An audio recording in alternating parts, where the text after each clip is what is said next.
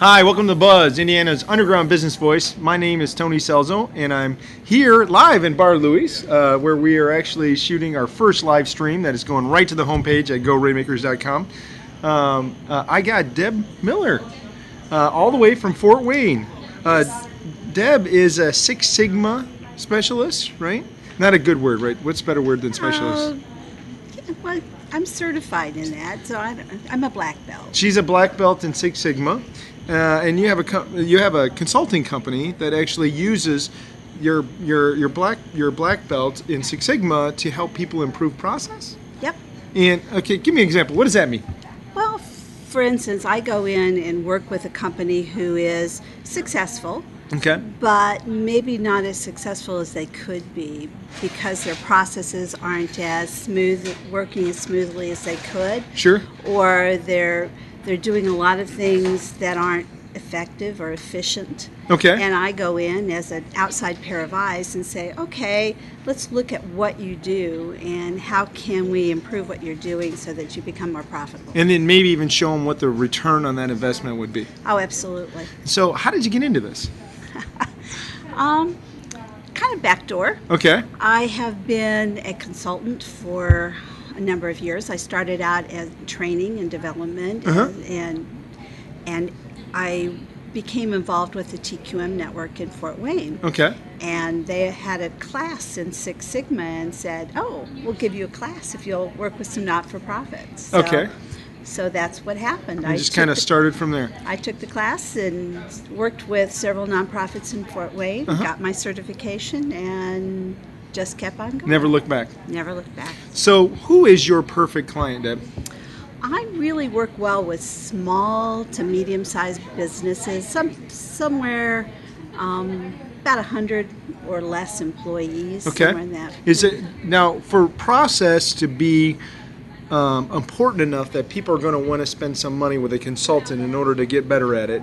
How many employees do they typically have to have, though? Doesn't matter. They can have just one. For example, I'm working with a doctor right now who has a practice. Okay. She has maybe 3 or 4 employees, but she's spinning her wheels. She's not very productive. So I'm helping her look at how her staff works, how their software integrates with what she wants to do and how she wants to work it, and making recommendations for her. And I think just as a quick testimonial, it's so important out there right now. There's tons of small businesses that are 1 to 15 employees. That's the majority of Indiana, the majority of Indianapolis for sure. 98% of small business is small business, right?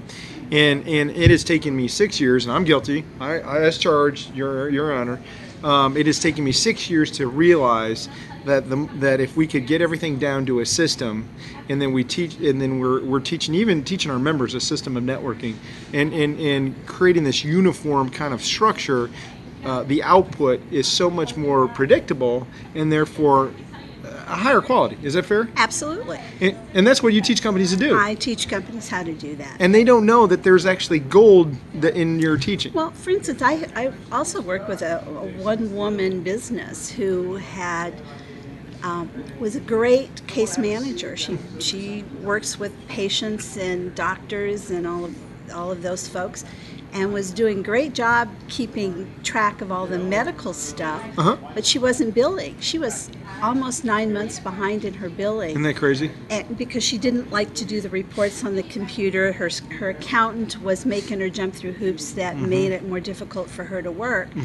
We looked at her processes, got her figured out, saved her business, and she's now hired 3 or 4 RN case managers to work with her because her business has expanded so much. Awesome. So one person, many people. It doesn't matter. Now, who have you've been in Rainmakers for over a year now? Who have you found makes sense to be in your network?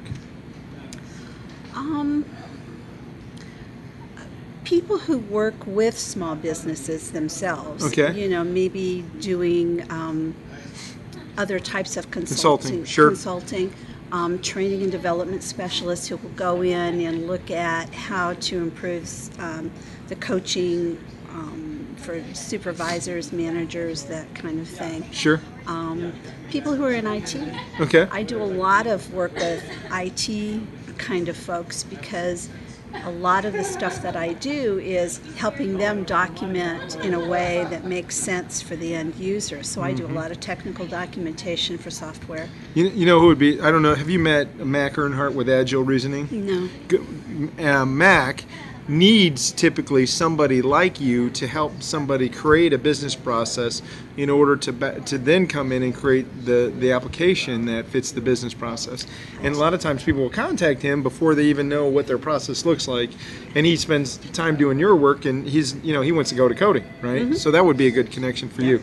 I think you and Marlon were a good strategic, and she's an example of Marlon Boothby, Big Fish Consulting. And she takes companies and helps them really learn how to sell to the government and how to build a government as a client. Was a good strategic connection for you, because she's coming in it from this side, and you provide a value over here, and yet even though you provide totally different value propositions, you're talking to the same type of client. Yeah. And the other thing that I do a lot of times these days is help manage projects for companies that are struggling, who don't want to hire somebody in-house to manage a project, but I can come in, help them get the project off the ground, get all the processes in place and get it structured, and then turn it over to their employees, and they can continue to make it work. And it's a great point. I think one of the things that you need to know about Deb's business, if you're out there watching us right now, is that you're not one of those consultants that will hand somebody a list of recommendations and say, here you go, and they and turn around and say, go ahead, do it. You're like, oh no, we don't do what we recommend. You actually will help them put it into implementation stage. Is that fair? Absolutely. I'm often the liaison between the end user, the end production person, and the people who are helping the marketing folks maybe, or the IT people. So I translate both directions to help projects get on task. Another reason I think you're involved is so you have those resources that are the path of least resistance to get things done, because you've worked with them before. Oh yeah. Yeah, we know how that goes. It's really usually pretty bad trying to work with players you've never known before, right? Oh yeah. What is the one thing we can do for you at Rainmakers? You're out there, we're in, on the web, we're streaming this live to the homepage. What is the one thing you're looking for right now? Well, I'm looking for contacts of people who could possibly use the kinds of services that I do. And I don't charge the first time I meet someone. I really want to make sure that we're a good fit. Okay. So I usually like to go in and talk to people and say, what are you doing that you're struggling with? Sure. What kinds of processes are you the most are most problematic for you? It doesn't matter whether it's a manufacturing project, or it's one in healthcare, or it's one in financial services. I've worked in all of those industries, and so I can just come in and I bring all of the background I have from all of those projects that I've done over the years, and can help them apply some of the Six Sigma tools. I don't use them all, but the appropriate ones, and help organizations get Two moving. people off the top of my head that I think that would be a good strategic relationship for you. One is Ray Stapleton, who is our chair for Bridges to Enterprise. He does really strategic consulting on how to lower your overall overhead. So he's seeing the pain there, and he can bring you in as one of those pain fixers, if you will, for the manufacturing logistics space. Nicole Bickett would be Organized to Optimize, would be another good long-term strategic connection. We work with Nicole in documenting a lot of processes that we have in place, and I think even though there's a little bit of overlap, I think you provide a totally different value proposition in augmenting the value, and as a team could go in and really provide a powerful value proposition to the end customer. And so those would be two right out of the gate that we'd put together and try to get you moving on. That'd be wonderful. I appreciate having you, Deb. Thanks for making the drive. You've been buzzed. Thank you. Thank you.